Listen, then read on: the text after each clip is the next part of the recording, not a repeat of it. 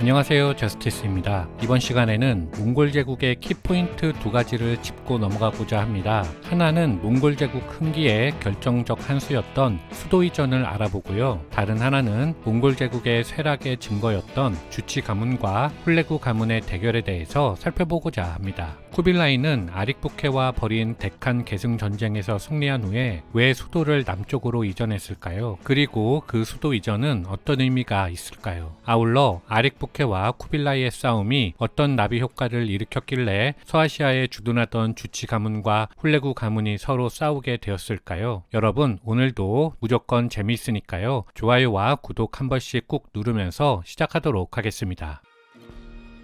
1259년 여름 제4대 데칸 문케가 남송을 정벌하던 중 사망하였습니다. 카라코름에 남아 제국을 관리하던 막내 동생 아릭부케와 내몽골 금년천에 주둔 중이던 쿠빌라이는 각각 쿠릴타이를 개최해서 데칸에 등극했음을 알렸습니다. 데칸이 2명이 되자 내전이 발생했고 1264년 쿠빌라이가 최종 승자가 되어 제5대 데칸이 되었습니다. 그런데 쿠빌라이는 데칸에 등극한 지 3년 만에 수도를 대도, 즉 현재의 북경으로 이전하였습니다. 이때는 남송을 정복하기 훨씬 전이었는데요. 쿠빌라이는 왜 천도를 했을까요? 단순히 한족 문화를 동경했기 때문일까요? 이전 쿠빌라이 편에서는 그 이유가 수도인 카라코름에서 정식 절차를 밟아 데칸에 오른 자가 아릭부케였기 때문에 그로부터 정통성을 빼앗아 오기 위해서 쿠빌라이는 수도를 남쪽으로 옮길 필요성이 있었다고 말씀드렸는데요. 이번에는 그때보다 더욱 업그레이드해서 보다 현실적인 이유 두 가지를 추가로 말씀드려 보도록 하겠습니다. 첫 번째로 가장 기본적인 이유는 이전 수도였던 카라코름이 지리적으로 더 이상 제국의 중앙에 위치하지 않았기 때문이었습니다. 수도를 그냥 막북에 두면서 중국 대륙의 식량과 물자를 카라코름까지 이송하는 것은 시간, 인력 등 여러 가지 측면에서 볼 때 그 자체로 엄청난 낭비이자 손실이었습니다. 개인적으로 쿠빌라이는 아릭부케와 내전 중일 때 만약 본인이 승리한다면 바로 수도를 남쪽으로 이전한다 결심했다고 생각합니다. 그렇지 않았다면 수도 이전이 즉위 3년 만에 이루어질 수는 없었을 것입니다. 재밌는 사실은 몽골과 같은 북방의 정복 왕조가 수도를 남쪽으로 이전한 것이 쿠빌라이가 최초가 아니라는 점입니다. 금나라 시절 이미 있었던 이야기입니다. 개인적으로는 쿠빌라이가 금나라의 수도 이전 사례를 충분히 검토한 후 결정했을 것으로 추측합니다. 금나라의 경우를 말씀드려 보면 계속해서 남하에 성공하던 금나라가 악비라는 걸출한 장군에게 막혀서 더 이상 남하하지 못하게 되자 금나라는 제3대 시종 원년인 1141년에 남송과 황통의 강화를 맺습니다. 이 금나라 입장에서 당시 이제 연호가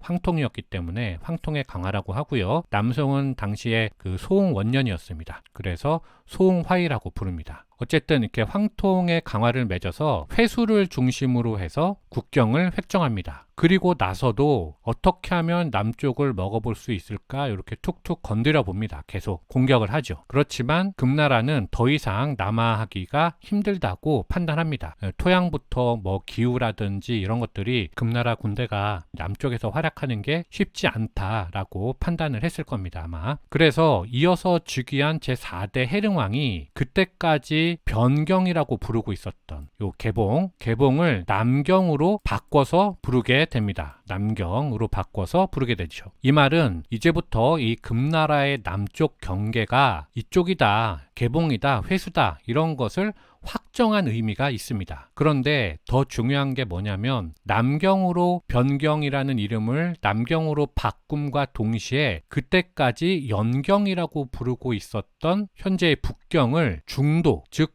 제국의 중앙에 있는 요충지라고 부르면서 수도로 삼은 것입니다. 금나라가 이 남쪽으로 넓어지니까 통치하기가 유리했었던 중앙지역, 당시 금나라가 이렇게 있으니까요. 지역이, 영역이, 여기는 대충 그린 겁니다. 여기가 아닐 수도 있습니다. 이렇게 있을 수도 있겠죠. 요 금나라의 영역 중에서 여기가 중간이겠죠. 그러니까 중앙지역으로 옮겨서 통치에 유리하도록 한 겁니다. 그래서 현재의 북경이 왕조의 수도로 기능한 것은 이때가 처음입니다. 이게 바로 금나라의 사례인데요. 쿠빌라이가 이런 역사적 사례를 참고하지 않았을 리 없다라는 것이 제 개인적인 생각입니다. 대신 여름에는 남쪽이 너무 더우니까 이 상도를 만들어서, 상도가 대충 북경 위쪽에 이제 내몽골에 있는데요. 아마 금년천 부근일 겁니다. 자신의 그 주둔지 막사가 있었던 여기에 상도를 만들어서 여름에는 보다 시원한 북쪽에서 지내고 겨울에는 보다 따뜻한 이 북경에서, 중도에서 지내는 그런 유목적 생활을 하게 되는 것이죠. 개인적으로는 이렇게 제국의 중심을 그 망남으로 옮겼기 때문에 수도 이전 10년 만에 남송을 무너뜨릴 수 있었다라고 생각합니다. 만약에 그 수도가 그대로 막북의 카라코룸에 있었다라고 하면 남송의 멸망은 더 먼 훗날의 일이 되었거나 어쩌면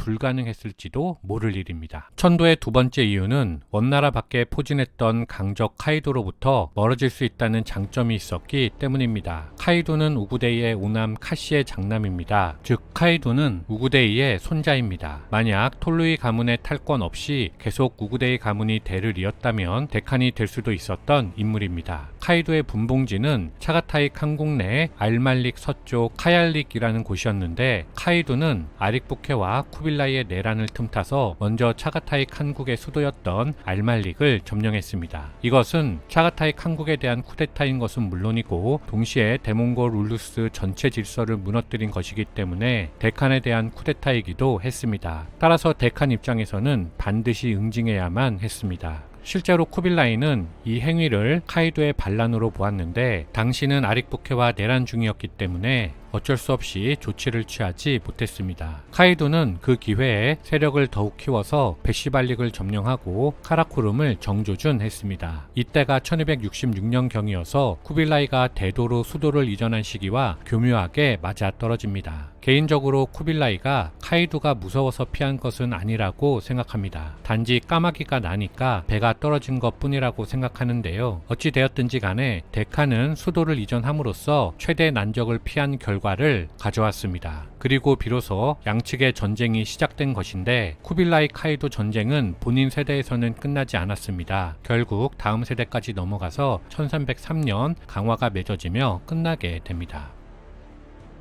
다음으로 볼 것은 아릭부케와 쿠빌라이의 대결이 카한울루스 외부에서도 분열의 시발점이 되었다는 이야기입니다. 비단 차가타이 칸국이 카한울루스에 대항한 것뿐만 아니라 일칸국과 주치칸국도 이를 계기로 독자 노선을 걷기 시작했습니다. 그 결정적인 증거가 바로 주치칸국과 일칸국의 반목입니다. 대몽골 울루스 체제 내라면 절대 있을 수 없는 일이 벌어진 것이었죠. 먼저 주치칸국을 보면 이곳은 킵차크 칸국이라고도 부르는데 킵차크가 러시아 초원 일대에 살던 유목민족이어서 그렇게 부릅니다. 즉 킵차크인들 다수가 사는 칸국 정도가 되는 것이지요. 영어로는 골든 홀드라고 하는데요. 황금 궁정 정도 됩니다. 다음으로 일칸국에서 일은 몽골어로 복종하는 정도의 의미입니다. 즉 데칸에게 복종하는 칸 정도가 되는데요. 그렇다면 훌레구는 왜 셀프로 내가 칸이라 하지 않고 복종하는 칸이라고 했을까요? 그 이유는 훌레구는 데칸으로부터 정식으로 분봉받아 파견된 군대를 이끌고 바그다드를 정복한 것이 아니라 차가타이 칸국이나 주치 칸국에서 빌려온 원정군을 이끌고 이슬람 땅을 점령한 것이기 때문이었습니다. 다시 말해 칸으로서의 정통성이 부족했습니다. 그렇기 때문에 다른 칸국들이나 카한울루스로부터 자신의 지위를 인정받기 위해서는 끝없이 데칸에 대한 복종을 표현해야만 했습니다. 일칸국이 된 이유입니다. 용어 설명은 여기까지 하고 당시 상황은 이렇습니다. 주치칸국에서는 바투가 1255년 사망하고 이어서 아들 사르탁, 손자 울라치에 이어서 바투의 동생 베르케가 1257년에 즉위하였습니다. 지난 몽골 제국 종교편에서 말씀드린 것처럼 주치칸국의 베르케는 명목상이든 아니든 이때 이슬람으로 개종한 상태였습니다. 그런데 훌레구가 1258년에 이슬람 본산인 아바스 왕조의 바그다드를 점령한 것입니다. 베르케는 이슬람 본거지를 공격했다는 이유로 훌레구와 대립했습니다. 하지만 그것은 표면적인 이유였습니다. 진짜 이유는 영토 문제였습니다. 일칸국이 주장하는 레반트 지역의 영토가 주치칸국이 남하하려는 영토와 일치했기 때문입니다. 원래부터 주치 가문은 몽골군의 말발굽이 닿는 서쪽 영토는 모두 우리가 물려받는다라는 원칙을 가지고 있었기 때문에 코카서스 지역의 초원과 도시들이 본인들 것이라고 주장하고 있었습니다. 제가 읽은 책에 따르면 실제로 훌레구가 도착하기 전에 코카서스의 일부는 주치 가문의 차지였다고 합니다. 지난 몽골 맘루크 전쟁편에서 저는 훌레구에게 정통성이 없었기 때문에 베르케가 훌레구에게 반대했다고 말씀드린 바 있는데요. 이것은 양측이 대결한 정치적인 이유가 됩니다. 경제적으로 보면 영토 경쟁으로 볼 수 있습니다. 실제로 베르케가 국경 근처에서 훌레구의 전투를 방해하는데 뭉케의 사망으로 훌레구가 초원으로 돌아가는 바람에 양자의 대결은 끝나게 됩니다. 그리고 아인잘루트에서의 패배로 인해서 일칸국은 더 이상 팽창을 하지 못하게 되었습니다. 그래서 일칸국은 이때부터 영토적 야욕을 상실하고 현실을 받아들였습니다. 그 증거가 바로 유럽 세력과 연맹을 맺고 맘루크 왕조를 견제한 것입니다. 화폐를 주조하여